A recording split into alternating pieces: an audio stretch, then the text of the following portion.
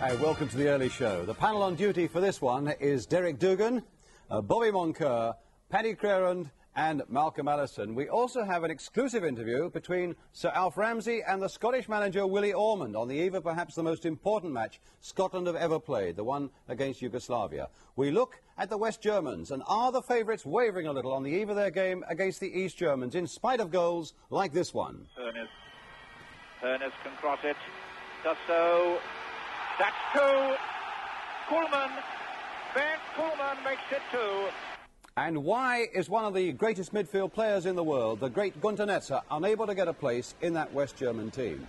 And also, we hope we've got it lined up for you. We should go live, we hope, to Germany, rather, to talk to 4 of the Scottish lads who'll be out there battling against the Yugoslavs tomorrow, to Billy Bremner, David Hay, David Harvey and Joe Jordan. We're keeping our fingers crossed and hoping that those pictures come through in time. We shall also be, of course, looking at some of your letters as usual. But first the news, which really is cheering news for Scotland. It is that Willie Morgan is fit, that foot injury has cleared up, and Scotland will be unchanged for that match against Yugoslavia.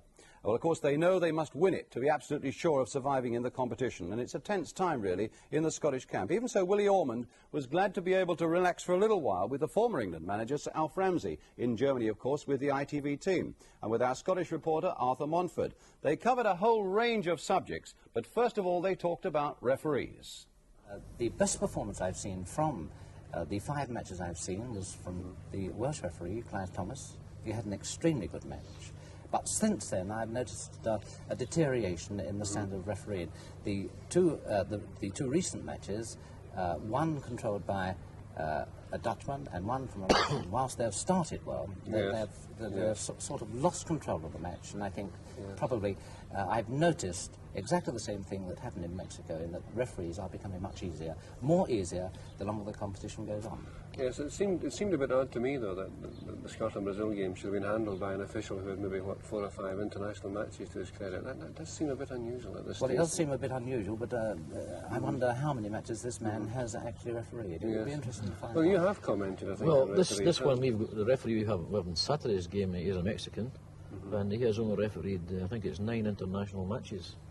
This is going to be I think it'll be a strong physical tackling type of game against Yugoslavia from both sides, and I think it's going to take a strong referee, and this could turn out to be one of the best games in the tournament if handled properly. Yes, I was going to say, that really brings me to the last point, the question of the Yugoslavian match. There's been so much at stake, really, for Scotland here, Willie. How difficult is it going to be for you to get your boys to sort of climb another mountain again, as it were, on Saturday? Well, I've always found out with my boys, since I've taken over in this last year and a half, that I find that when they've got something to do, something to attain, they go about their job and they go on with it. They've done it against, we had a hard game against England at Wembley when they went the no-scoring game, and then Czechoslovakia and West Germany, the boys turned it on then. They turned it on for us at Hampden against England. They turned it on against Brazil. When there's something to attain, we seem to get the best out of them. So on Saturday, I think we'll rise to the occasion. How do you see it, Alf? I think they will rise to the occasion. Whether they're good enough or not remains to be seen. But having enjoyed their performance against Brazil, I can see a great deal of improvement in the team, a great deal of improvement in the confidence of the players. After all, it appeared in the match against Brazil that the players felt, oh, we're playing Brazil. They're such outstanding players. I think they were going back to 1970, the 1970 World Cup competition, 1962, 1958, and so on. Yes. Once they got the out of their minds the name of Brazil, then they settled down, played confidently, and played extremely well. If they can repeat that performance only from the beginning of the match, then I think that if you're in with a chance, you've always got a chance, and I think they have a chance. I was going to say, Alf, you saw Yugoslavia in the flesh. I think you saw it on the box, right? Yes. Is there anything perhaps that in the Yugoslavian performance that we might be able to pick out, having seen them yourself? That might help, will they? Yeah? Yes, they are a good team. It's a team that's been together for some time. It's a team that consists of outstanding players from the bigger clubs in Yugoslavia. a little man or a man with the name of Oblak was outstanding in the match against Brazil. He plays in midfield. Yes. He's a left-footed player, but works usually on the right-hand side of the midfield three. The other little man in midfield, Asimovic. He's a very good player, and of course we have Jardis, the left wing, an attacking player. He's a brilliant player on the ball. They work hard. They can be physical as well as artists, and their performance against Brazil was a first-class one. So instead of Jairzinho and Rivellino, you now got to put in Oblak and the other names to start coping know, with them, will you? I think we know where the danger lies, and we hope not to give them the chance to do anything, but it's going to be a very difficult game to win. I know this. So do the players. We did talk together when we saw Yugoslavia play Spain here in Frankfurt. Yes, that's right. And I wasn't impressed by the performance of the Yugoslavs at that particular time. They had a bad first half of those. They did. They did. Looking at the Yugoslav team, they have played extremely well. They've got two very fine results. But yes, they're a very good side. I mean, the left winger is a marvellous player as far as I'm concerned, and we'll need to keep a wary eye on him. But I think if my boys can rise to the occasion and turn on the performance, I know they can play, and I think we'll shock them. well, Fascinating football talk there then from Willie Ormond and Sir Alf Ramsey. I'm glad to say that the pictures are beginning to flicker through from Germany. There has been a fault on the line. I hope it's going to get better now, but we're going to take a break now, and after that break, even if we haven't got the pictures, we're going to talk in sound only to those 4 Scottish stars in Germany, so stay right with us.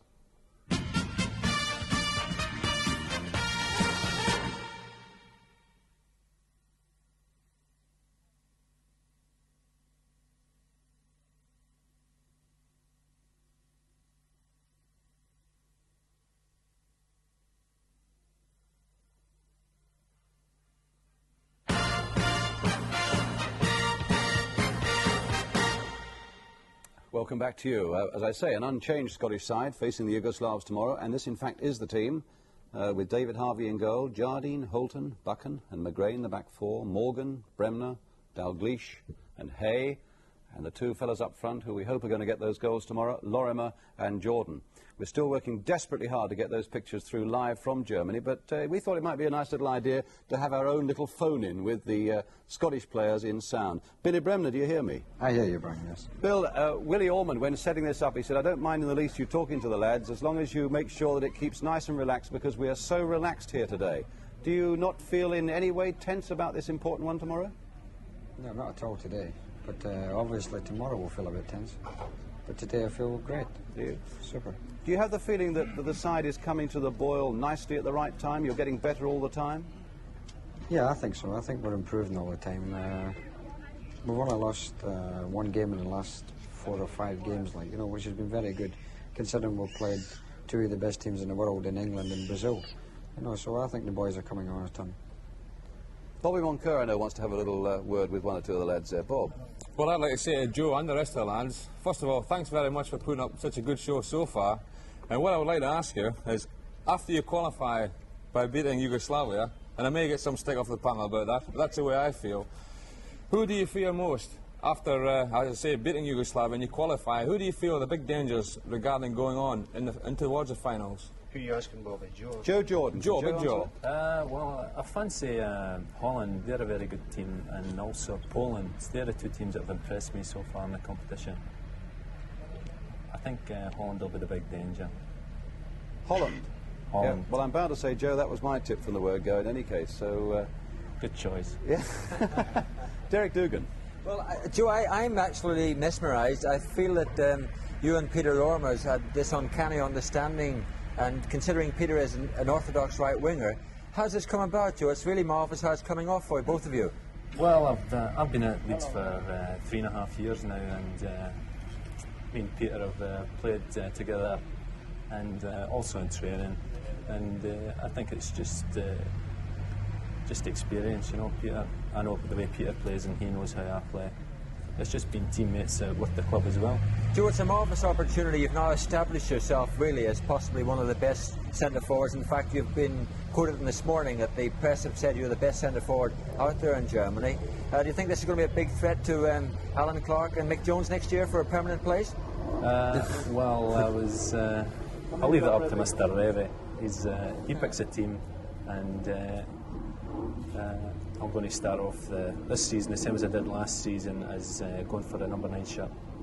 Joe, I don't think anybody would disagree with the tremendous form you've shown, but I know Paddy Crerand is very keen on David Harvey, and in fact he chairs our panel when they choose the all-star team, and both times David Harvey's been the outstanding goalkeeper, right Pat?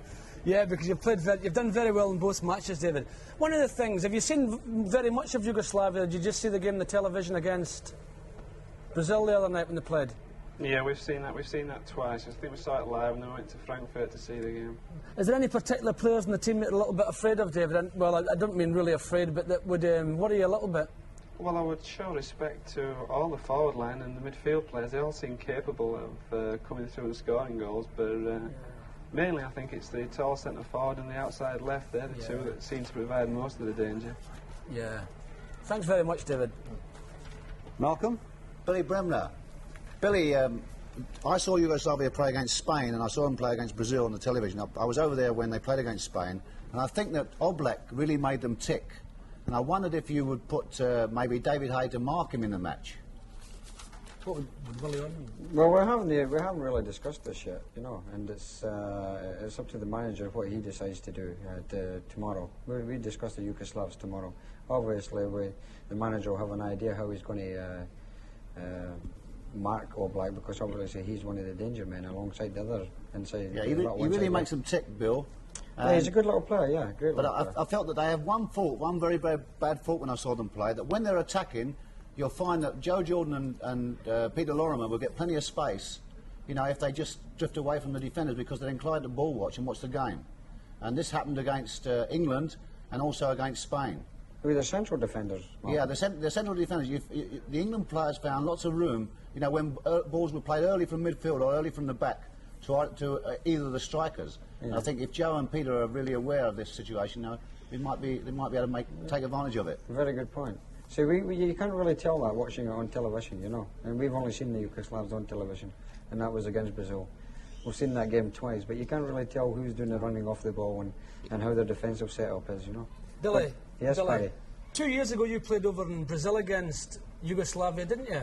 That's right, I believe there's 9 of their team still playing now. Did Oblak play then? I played then, yeah. Well, there's 9 of them, and you were I don't know if most viewers know, but you were beating them 2-1 until Willie Morgan missed a penalty, and then they got an equaliser in the last few minutes. Yeah, that's right, yeah. So I think they'd be a little bit apprehensive about you as well. Oh, they're apprehensive because they know, Paddy, that if they get beat, then they're out of the tournament. They can pack their bags and away home, like, you know. Yeah. Let me have a word with David Hay. Do you hear me, David? Yes, Brian. We had the biggest Barney of all time on this panel about 2 or 3 nights ago when Jackie Charlton and Derek were arguing about what Jackie thought was an over-the-top tackle by Pereira of Brazil on you.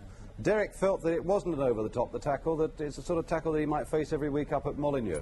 Maybe you could be the adjudicator and tell us who was right. No, I didn't go over the top, but what I actually did was when I played the ball past him, he just stood there, kind of run into me, but it was a pretty hard tackle, Brian. I'm delighted. It didn't actually go over the top. David, I'm delighted you said that, because I thought it was blatant obstruction. He went into and he hit you on your chest, and I actually tried to explain this to Jack, but Jack stuck to his gun and said it was over the top. No, you were right, Derek. Thanks very much. You just won me a bet. Jackie Charlton's looking for you, David. Could I come back to saying us? Could I come back to Billy? We also had another discussion, Billy, about your sort of little feud that was going on with Revellino. Was it like that, Billy? It seemed that way, this little feud that you and Revellino had on this marvellous game with Brazil and during the week. Well, no, not really, Derek, you know. It was... so we intended marking him and Paulo Cesar. We felt they were the 2 danger men, mostly, you know. We felt if we crowd them out all the time, then we'd cut 50% of the danger away from us, you know. But then I think they had the same intentions with me, like, you know. They thought if they marked me out of the game, like, you know. And I think this is what they tried to do. They tried to upset me early on by coming in very hard from the back. Especially, I don't know if you've seen it so much on telly, but I thought more Piesa, the Wilson Piesa boy, I thought he did it more than Revellino, you know. Whenever the little fella was near me, he had a go like the little Revellino. Billy, were you surprised how physical they were, Billy? Were you surprised how physical the Brazilians were? No, not really, you know. Because I think that in the past it's always been taken away from them. I think they've always been quite physical. Been able to play football, but still physical at the back. But it's always been overshadowed by the brilliance of Testeo and Gerson and Pele and that, you know. But I think they've always been a very solid team at the back. Billy, the most wonderful thing to come out of this, for Scotland's point of view, in fact, you're representing Britain out there in Germany, has been that you had a lot of knockers and a lot of controversy the 10 days previous to the World Cup, but your form has been absolutely superb. Do you think this has stimulated the team as a whole? Yeah, I think so, because we had a lot of people to sicken, you know, and we've stressed this in the dressing room just before we go out that we've a lot of people to sicken. A lot of people will give us stick, undue stick, I feel like, anyway. And we've got a point to prove to them, not only to them but to everyone in Great Britain, because let's face it, we're over here to do a job for Great Britain and for British football. So therefore we want to play to the best ability and to be a good ambassadors for British football. Billy, it's a very important question to all of you. Just a minute, Derek, let Paddy have a say. Conversation. Billy, do you mean the press mainly when you say that about people that give you a bit of stick? Do you mean the press mainly? Yes. They've been a bit strong at times, yeah. The press mainly, Paddy, you know. Yeah. That's well, we got a story here yesterday actually about Willie. Willie Orman said that, you know how the press can be misquoted so often. They said that Willie Orman was over there with the Scots lads and they were playing for Scotland, for the people in Scotland and for no one else. But you feel you're playing for Britain out there, Billy, and we're great to hear, because there's a hell of a lot of people south of the border who are 100% behind you. Yeah, well, this is how I feel, Brian. You know, I feel that we're here for Scotland. You know, first and foremost, I think we should have our own national anthem out here anyway. Yeah. You know, I think they should play something appropriate for Scotland. But I think there's an awful lot of people. I know a lot of my friends are rooting for Scotland back home. You know, so therefore I think I'm representing Great Britain. You know. Billy, the $64,000 question really is, I mean, we all believe that Scotland can get a victory tomorrow night. Do the Scottish camp really believe this? That they can get it? Yeah, we believe it. I mean, we're so confident it's not true, Derek. I mean, like I've said earlier, Derek, if I didn't think I could win the World Cup, I wouldn't be sitting here. Yes. I'd be in Mallorca somewhere. So Billy, the way you played the other night, I thought you were absolutely brilliant, and I'd like to congratulate you and the Scottish team. You know, you really gave us some great football, and I hope you do it tomorrow. Thank you very much. Let's come to David Harvey again, because I haven't seen, we're flickering through the pictures out there, lads. We do see you from time to time there, and here we are. We can take a shot at David Harvey there, maybe. David, do you think that game where you thrilled us so much with those saves against Brazil might have been your best game for Scotland? Possibly, yeah. Sorry, it's getting a bit hazy now. Are you still? Yes, I'm listening. We're seeing you and listening to you. Yeah, sorry. Yeah, we got a break or two against Brazil. You know, the boy had a good chance late in the second half to substitute. He lost control, and had he stuck that way, I don't think we'd have been playing tomorrow, really. Joe Jordan, what is the form between now and the game tomorrow? What are the plans for the team, so that all Scottish fans know exactly what you're doing between now and kick-off tomorrow? Well, we'll have an early night tonight, and then tomorrow morning we'll have a run through the Yugoslavian team, and then we'll have a pre-match meal, and then it's on the road to the stadium. David, excuse me, but could I just speak to David here a second? David, we've got great reports. I'm not talking about you in particular, but we've got great reports here about Jim Holton. How has he been doing, Jim? Whose house is he haunting at the present moment? He's doing quite well at the Scrabble. I don't believe that. But we're getting great reports about him that most of the people over there are a little bit frightened of him. I don't know whether it's looking at him or whether it's the ability to play or not. Jim's been playing well, everyone else, Paddy. Yeah. There's been nobody playing it. There's a nice little rhyme going around about him, isn't there? 6'2", eyes of blue, big Jim Holton's after you. You're aware of that as well. No, he has, Paddy. He's played absolutely magnificent, you know. He did the job the other night there, absolutely brilliant, because in the first 10-15 minutes, Martin went away. We had Martin Jairzinho, you know. We thought that. Yeah, and then after 10 minutes, we realised it wasn't working. That Jairzinho was taking him deeper and out right, you know, going right more. And leaving Jim. Big Jim in his own. Yeah, and it wasn't working yet. Big Jim coped for that 10 minutes, you know, before we changed it, and he was magnificent, you know. Billy, what about his little bit of skill the other night? What went wrong? Did he take a brainstorm or something? Died of death. He's been practising that for weeks now, he has, you know, and he says that's my big opportunity against the Brazilians to show them a bit of my stuff, like, you know. Billy, on a serious note there, there's only one player that seems to be wearing all of his back here, and the lad seems to be trying so hard to get out of this rut that he seems to be in, Kenny Dalglish. We all hope that he comes good on this very important match against Yugoslavia. Has it been too worrying for Kenny? His form? Well, the boy hasn't showed it, Derek, you know. He hasn't showed it to us, you know, off the park, like, you know. But the boy, I think he's played very well. You know, I thought he played very well the other night, particularly, you know. But I think possibly we expected too much of him, because obviously Kenny is a tremendous player and he's going to be a tremendous player for years and years to come, you know. But I think he was built up so much, Derek, back home. You know, I think that you're probably let down a little bit with the fact that, you know, Kenny's playing well, but you probably expect him to play brilliantly, you know. Yes. David Harvey, if I can come to you, it would appear there's only you and me not speaking here. If I can come to you, David, I don't know what it's like at your end, but it's impossible at this end to get a word in. And what I'd like to say, you all look nice and relaxed. Now, you know, I've never been over training in Germany. What's it like? What's facilities like when you're not training? Is there any golf courses? Is there any squash courts? Is there anything you can do to fill your time in? Because you must have so much time when you're not training. You know, I know what it's like. What have you got there? Is there anything? Tell us about Germany and the hotel you're staying in. Well, the hotel itself is very comfortable, and we get very good service. We're well looked after. We don't leave the hotel very much. I think we've only had about 1 or 2 trips into Frankfurt for a bit of shopping. Most of the time we just sit about, and as David said, we've played Scrabble, table tennis, 10-pin ball, and all these types of games we've used to fill the time in. You've no swimming pool or squash courts? Yeah, we've a sauna and a swimming pool, which we go in quite often. That's why you're looking nice and healthy, eh? I'll tell you what, Billy, over here we've got the most unpatriotic Scotsman on our what? How can you sit and say that? Well, Billy, I'll tell you something. He got sent a tartan bonnet by an English lady. And I'll tell you, I've put my neck out twice. I nearly hit Jack Charlton one night because he was giving me a bit stick, and he gets out in a tartan bonnet, and I've been getting a stick, and believe me, I'm the one who's backing you. Never mind what they say. I've said you'll win, as I will think you will win against Yugoslavia. Never mind the Dougan. David Hay. Yeah, come on, man. David Hay. David, what about the Scottish fans that are out there? Have they been very good? And, no, they're tremendous. They're the greatest fans in the world, Brian, you know.